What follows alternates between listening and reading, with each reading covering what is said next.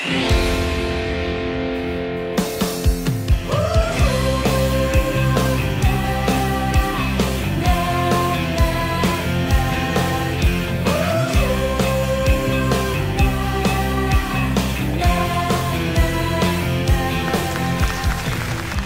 and welcome to Why Online, where we will be talking about the latest fads, the future of technology, microblogging, and much more. My name is Mark Baxter. On the couch with me today is Errol Flanagan, an avid microblogger and social media guru, also creator of the Errol Flanagan Daily. Also, we have Phil Moore, IT, PC User Magazine, filmmaker, creative director, musician, and much more. Gentlemen, welcome to the lounge. Thank you. Talking about technology, and you know, I've got the latest iPad, and you know, if we can, what sort of toys or what's getting you excited at the moment? Well, today is the day as we record this that the iPad, for Apple, the new iPad has been released, and everyone's already raving about this, and it's been the talk for months. Sure. And that's part of Apple's strategy is to tell nothing. Say nothing about you. You know, everyone ends up doing their marketing for them for free. And absolutely fantastic marketing by doing nothing. Absolutely. But yeah, the iPad, which was released only 2 years ago, has become a revolution in what they like to call the post-PC era. Yeah, I've noticed that they're using the term post-PC. What does this mean? I think it's interesting because when you go back to the beginnings of all that sort of technology in the consumer's hands, it was very much you had to learn how to use the machine to do any stuff. Whereas Apple have really triumphed as being one of the brands where you don't necessarily have to learn how to use the machine to do things. And whether you're a 5-year-old getting that thing straight out of the box, or whether you're a kid at school trying to make some music. My background's from teaching, and that's why I got into Apples in the first place, because I used to make music with computers, which were hard to use, until it was very graphical and very easy and intuitive. And that's, if you're going down the intuitive lane, you want to make music, not learn how to use a computer to do it, then Apple's your brand. And the secret to these sort of tablet things is the software, the operating system and the apps and the way they function as a consumer device, which is not confronting to the average person, like a computer can be. Yeah, there's a sort of thought of it's seamless. In other words, you just touch and have, it's friction-free, it's point and have. You get kids going up to television screens and, why can't I get that thing there? It's the way. And that's like now. 3 years away, and that will be the norm. So what's the future with the tower, and is that's old technology? There's still a place for the desktop tower PC, for the content creators, the people that need that kind of system, the people that make the stuff that ends up on the tablets and on the phones and on the web.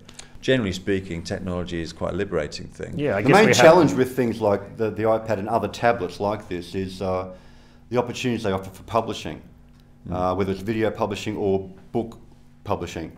Or magazines. Even the magazine I write for is looking at the moment of how can we make more use of these tablets. Because we're a print magazine. Yeah. And print is dead. It's either sink or swim. Print is effectively dead. Sure. Broadcast television is very close to being effectively dead. Absolutely. With things like Netflix and other online services and Hulu, which they have in America, which will come here eventually. Those sort of services. So getting content out to people in what we now call the traditional means, I think in 20 years' time, it's going to be a very different landscape. Do you think we're getting oversaturated with content these days? Are we dumbing ourselves down?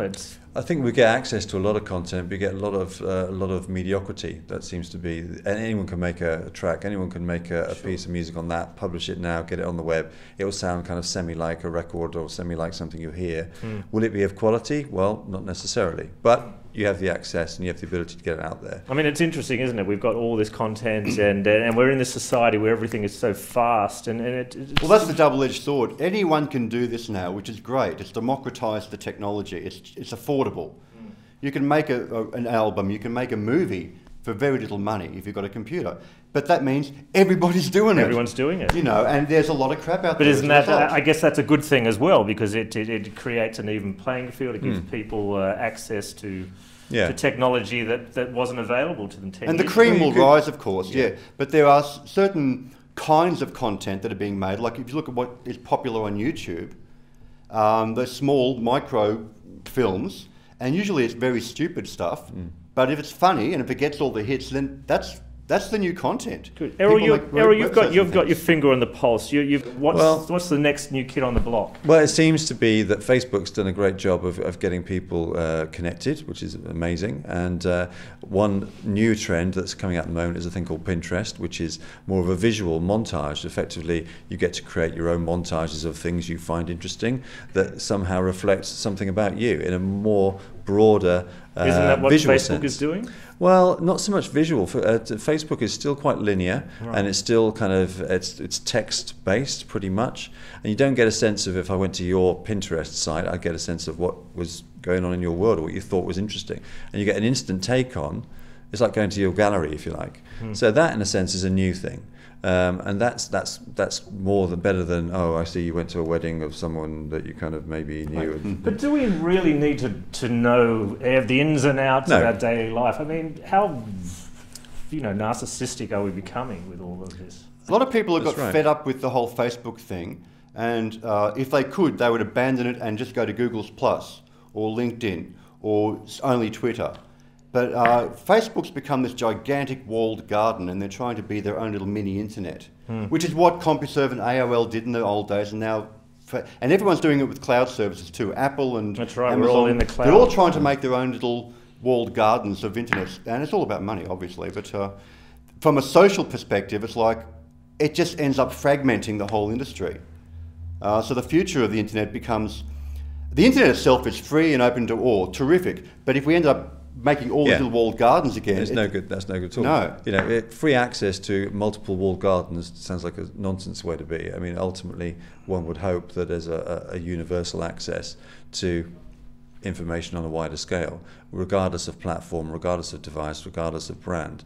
Now, that obviously throws in sorts of who owns what and who gets to pay for what and what pipeline do you go down to and where the money goes. they all want to own the technology, basically, because they know if they can own this, and Apple is in a good position to do this, they make more money. But ultimately, it comes back to content and point of view, and that's the benefit of great technology, I think. Sure. That if you've got good content, as you say, it will rise to the top. Interesting times, an interesting world we live in. Gentlemen, I'm going to wrap it up there. It's great to see you again, Errol and Phil. Thanks a lot for joining us. Phil Moore, Errol Flanagan. We'll be back next week on Why, and we'll be looking into the online dating. I'm Mark Baxter. See you next week.